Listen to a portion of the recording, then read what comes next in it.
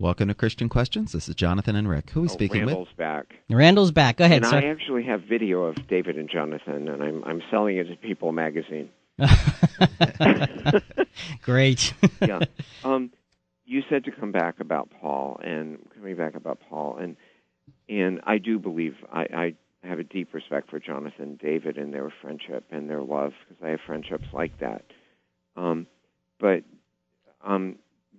about homosexuality and everything, there's John Boswell, who is a scholar.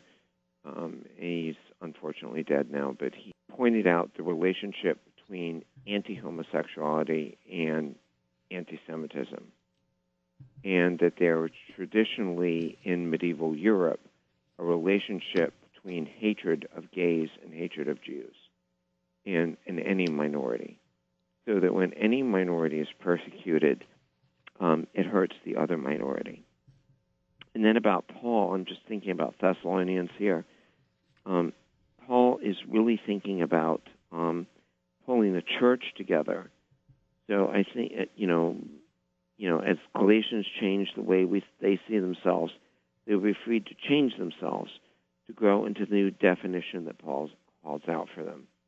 And I think that within Paul, the homosexual thing is really minor.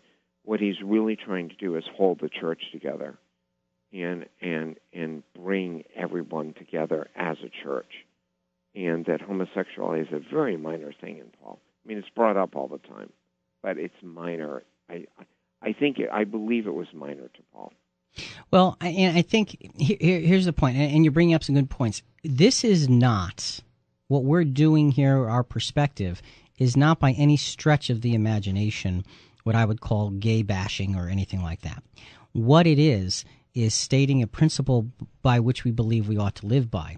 I believe that Paul stated that principle as well, but he didn't make the issue of homosexuality a central focus. You're right about that. It was one of many focuses that needed to be dealt with, and you're right, to create an environment in which the true church could grow in a sanctified, pure manner. So you hit on a lot of right things here, but I think where we differ is that Paul deals with a lot of behaviors. And we're going to get into that Romans verse probably in the next segment. So hang with us. Let me ask you a question. Go ahead. Okay, and then we need to move forward because I love you so much. Okay. All right. Because I'm putting myself on the line here. If I would say to you, as Randall, would you rather I live alone or sleep around or be in a gay marriage? What would you prefer? Live alone. That's kind of harsh. You know, the scripture says, Jesus says, some men are made eunuchs for the sake of the kingdom of heaven. What does that mean? Well, listen to this, though. Listen to this. Because here's the point. What we're dealing with is we're dealing with human sexuality. Now, obviously, the sex drive is a great drive in humanity. There's no question about that. But what makes this one drive supersede all others? What makes it? We have sexualized everything in our world. Everything. And like I said, if I would have said the things I said about one of my best friends in life, Jonathan, here, in a different context, people would jump to all kinds of conclusions. Back in the day, they wouldn't have, because they would have realized that these are two men who deeply are loving of one another and loyal to one another. But if I had a beautiful love in my life, that I was willing to be committed to forever, why is that wrong? Okay, well, let me ask you this then, and then we're going to need to let you go. I'm sorry, I know I'm scaring No. This is important. Suppose you have a daughter, and that beautiful love in your life is your daughter. Are you going to say that because it's a beautiful love for you and for your daughter, that the two of you should be married? No, that's Rick. I'm the Rick. Well, okay, but what makes that. Wait, what makes that different? What? What makes that different? That's the question. If you're two people, adults, coming together in a relationship. Yeah, but your daughter's 20 and you're 42. But it's not your daughter. I mean, I'm not talking about a daughter. I'm talking about another person.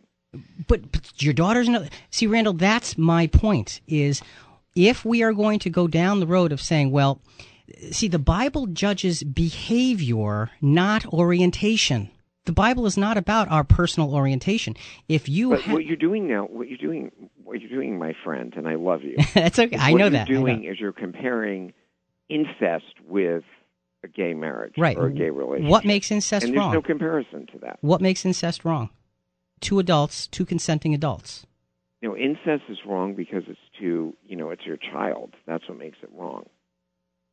What makes gay marriage okay is that it's two consenting adults in a consensual relationship, in a loving relationship. There's no comparison to, having sex with your daughter. Okay, all right. I think that there's a line there because what we're looking at is the way people are oriented. And Randall, we're up against a break here. We're going to have to let you go. You're not mad at me, are you? No. And this is good because this is what we're doing this for, to put it on the table and talk about it. Yeah, but there's no comparison between that. No. All right. All right. We got to let you go. Next week. All right. Folks, we're talking about a very, very deep and difficult and important issue. And the question is marriage between one man and one woman?